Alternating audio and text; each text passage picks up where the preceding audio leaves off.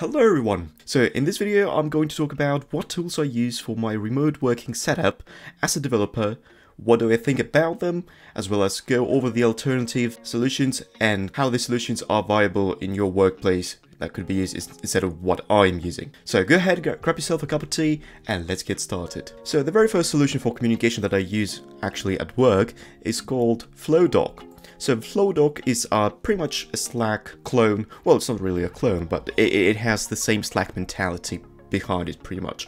But it has quite a few extra features.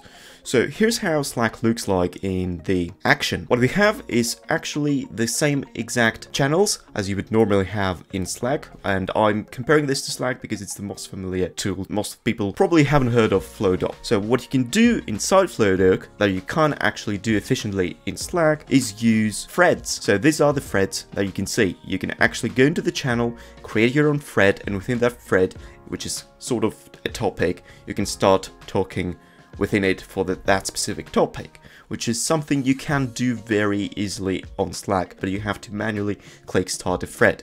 Whereas in FlowDoc, every single new message you create is a new single thread. Therefore, there are many people who actually joined first time and use the tool, and I was one of them myself, so I was actually told that I should pretty much click on the thread I created and then start replying within it. And I should be doing that for every single separate thread that I have or somebody else creates, pretty much. Now, overall, the actual system seems very, very similar. Let me just mute this and show you real quick how this actually looks like in advance. So we create these threads right here, and you can always use mentions, just like you can do that in Slack, and also create groups of people with whom, if you mention the entire group, everybody who's within that group will be also pinged with the messages. There's a lot of integrations available for FlowDoc, just like it is available for Slack, so you can integrate your Google Drive, your Dropbox, you can integrate a wide variety of tools that you would actually be using.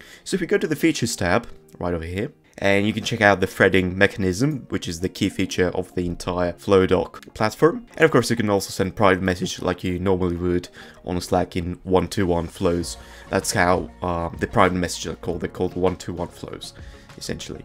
The integrations box is the right-hand side box. So if you go back here and we check, there we go, the right-hand side right over here is the integration box where you can actually integrate your apps or other third-party tools that you want to use. And this is pretty much it. It's a very efficient tool. It's a bit more efficient than Slack. Slack is a bit more casual sort of chatting app. You could use Discord instead if you wanted to use Slack. But this is what we use for actual communication, day-to-day communication, as far as the text communication is concerned. Now, what about video communication? Well, many of you probably have heard of Hangouts or Google Meet. We're not using Hangouts a lot. Well, we use Hangouts as part of our daily stand-up, but essentially if we want to talk on demand, we use Sneak. Sneak is actually a pretty cool tool, which makes you feel like you're in an office. You can click on a face and you can start a video session instantly with them. You don't have to call them or find them in your contacts list or anything like that. You just open a separate tab. I actually personally keep a separate tab open on the right hand side monitor. Then if I need to talk to somebody, I just knock on them, which is the feature is actually called knocking. So this is how it looks like. So you have all these faces right over here. You click one of those and you knock on the door, just like you normally knock on the door, and the person answers and you can start your own video session. You can actually screen share inside and you can do pretty much a lot of things you would normally do in Hangouts or any other platform, such as Skype or Zoom. Well, now then it sometimes crashes, which might be a bit of a bummer, but the actual sentiment behind this is instant video. So you want to instantly communicate with somebody else face to face instead of just typing out your issue inside FlowDoc. You can quickly just screen share, talk to your fellow developer, try to get to the bottom of an issue. It's a very efficient tool for communication. You can also add groups. Anybody else can join your session if you want to, and you can have a quick mini dev stand-up or something like small group meeting regarding a few issues you might have been tracking, or Jira or Trello. And now, speaking of Jira and Trello, that's the actual next thing we're going to talk about. Other than that, actually for Snyk, other than that, there's nothing more to it. It's a very intuitive platform, so this is pretty much what we use for video communication, for instant video communication.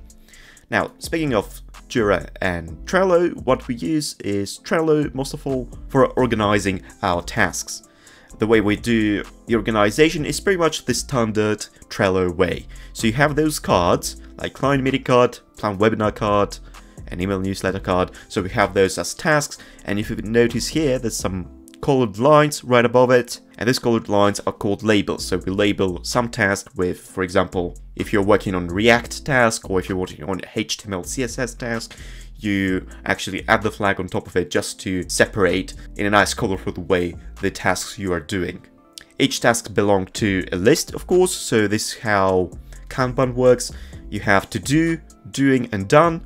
Some projects have much bigger amount of lists, so all you have to do is just drag and drop from one list to another the card you want to move based on what you are doing. So if I want to pick a task from a to-do list, just like here, I would just drag and drop it into doing, and that would signify that I'm actually working on the task.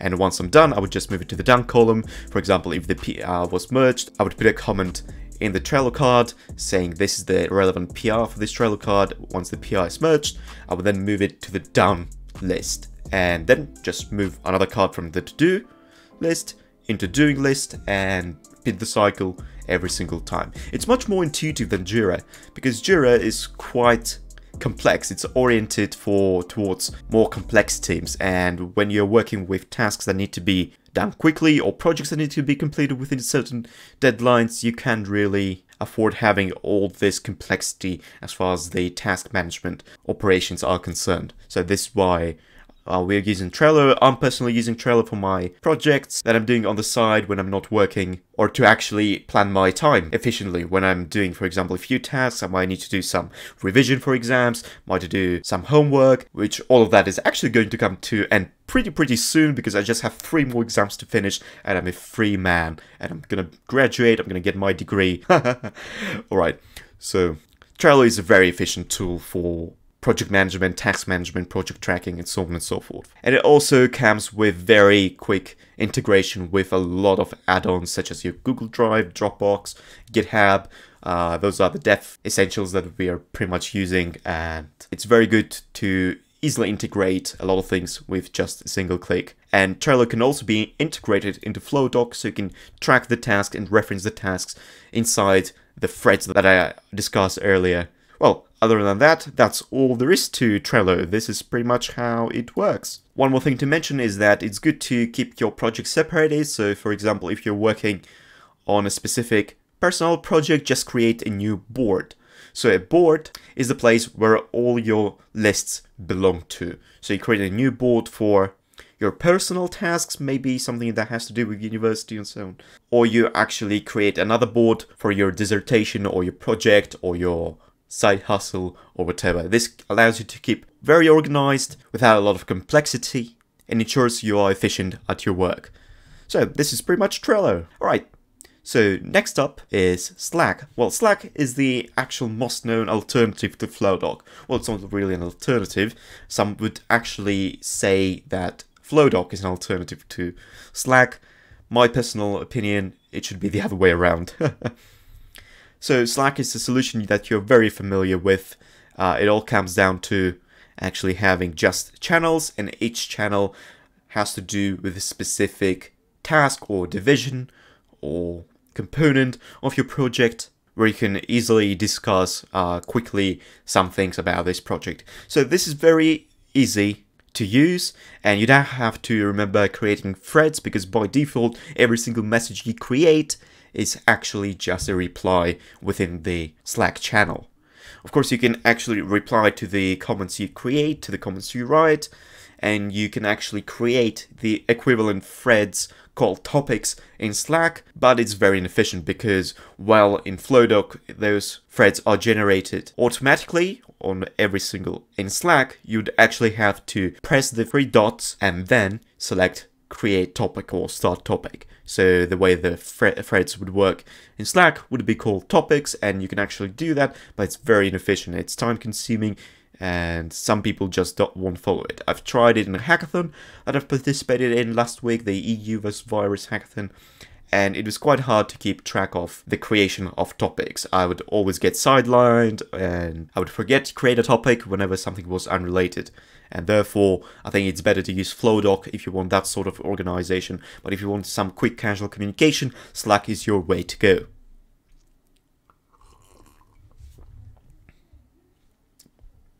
And it also goes without saying that there are a lot of integrations for this platform. You can integrate, of course, your Google Drive, Dropbox, and so on and so forth. Now, there's another communications tool that keeps you very, very organized, and that's called Twist. Now, Twist is the best of both worlds. So it combines some best elements of Flowdoc and some best elements of Slack into one single platform.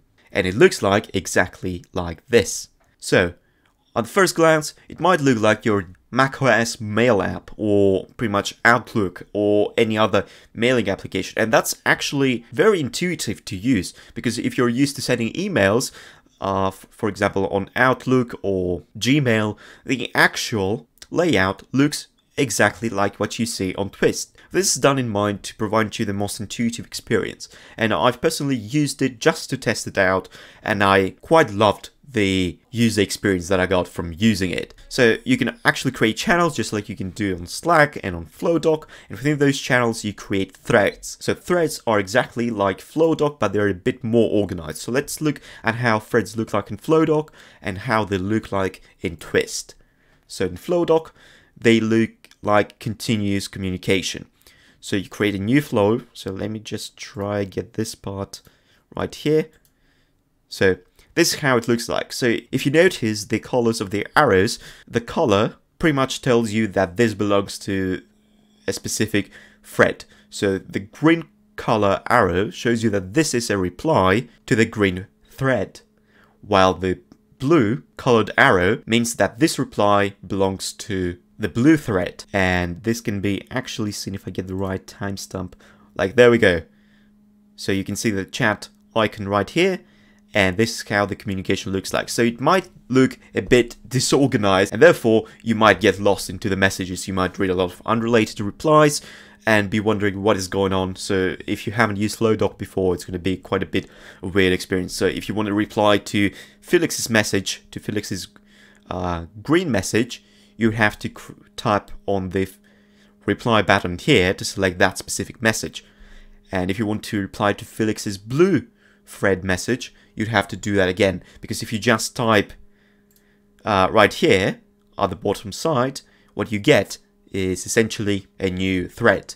Well, this is not an issue at all. It's more organized and more intuitive using Twist. In Twist, you select the channel, you create a new thread, just like you see in the example here, and then you select that thread and start talking in it. So you would never click on start a new thread to make a reply. You would never intuitively do that as you would actually do in Flowdoc right here. And of course, just like in Flowdoc and Slack, you have one-to-one messaging communication. So you can choose messages on the top side and then choose the person you want to communicate to, and the layout looks like Messenger. So if you're familiar with using Facebook's Messenger, you can actually do the exact same thing here. So it's very intuitive. It combines the Outlook / macOS mail app design for the threads, and also incorporates the design, well, the user interface and the user experience you would normally have with Facebook's Messenger. It's a very good Slack alternative. It's so good alternative to Slack. So if you wanted to decide between Flowdoc and Slack,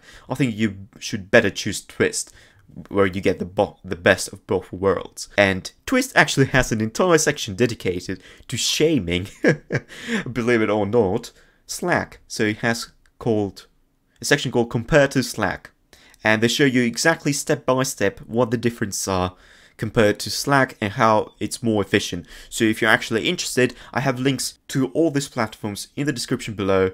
So this covers pretty much Twist, and this covers communication tools, well, text-based communication. There's one final bit as far as video communication and project organizing is concerned. So another video communication tool would be Google Hangouts, which is a very, very widely known tool. Almost everybody uses Google Hangouts to communicate with their family, and you can do the exact same thing to communicate with your co-workers. In my workspace, we actually use Google Hangouts to do the daily stand-ups. And daily stand-ups, for those who don't know, who are not from the developer field, or who are from the developer field but still don't know, daily stand-ups are just small sessions, maybe 15-30 minute short sessions, where the developers and the project manager meet together, discuss what was done the previous day, what's going to be done this day, and what's the outlook for tomorrow. And this cycle repeats pretty much every day at a specific time, just to keep the project manager aware of what is going on and to confirm that everybody is progressing through the tasks that they're actually assigned to. Oh, it's getting quite dark, so let's open the lights. Whoop, there we go. I think that's much better. Yep, and finally we got Notion. Notion is an amazing tool for project management, for documentation, for pretty much anything and everything. I use it personally to manage my own YouTube channel, my tasks, and whatever else is concerned with my side projects, because it pretty much brings you everything into one single application. It allows you to, as you can see, have your notes, have a to-do list, just like you would have Trello. So it pretty much incorporates Trello into Notion, which is the name of the app.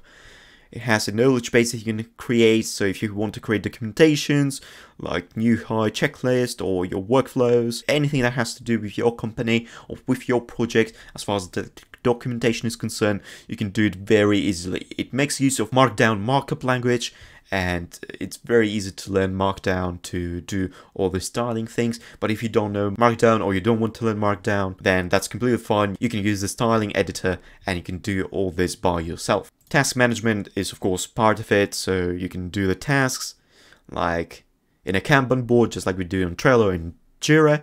It also contains labels, as I've covered them for Trello as well. And finally, it allows you to keep a database, well, it's sort of an Excel sheet with all the information you need. You can actually integrate your application into Notion if you want to have some internal database management system and you don't want to use Excel sheets exactly, and you don't really want any more complicated solution like MongoDB or MySQL database.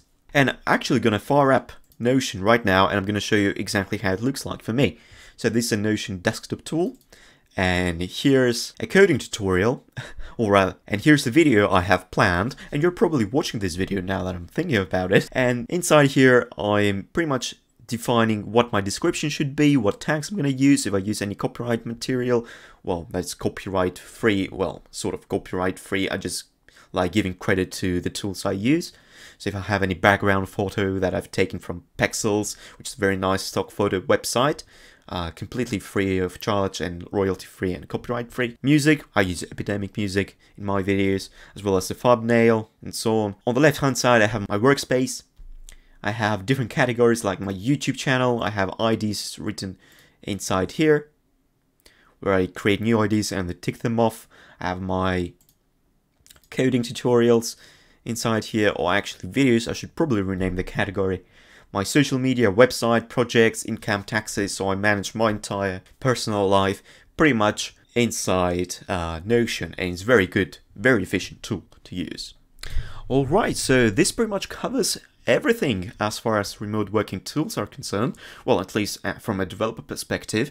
So if you're not a developer, or if you are a developer, either way, please let me know what sort of tools you use at your own workspace, or if you're not working at the moment, let me know if you actually use any tools to manage your personal projects or your personal life, as well as any feedback you might have in regards to the tools that I've actually presented to you today. So I hope you're having a very productive week. So I just had an exam earlier today. It was an online exam, but I'm going to make a separate video talking about my experience with sitting an online examination remotely, which was, well, it's a take-home exam. So thank you very much for watching. If you like this video, make sure to hit the subscribe button, hit the notifications bell in order to be notified about the videos that I'm going to be bringing out quite frequently from now on. And don't forget to click the like button. Thank you very much for watching. I'll see you in the next one.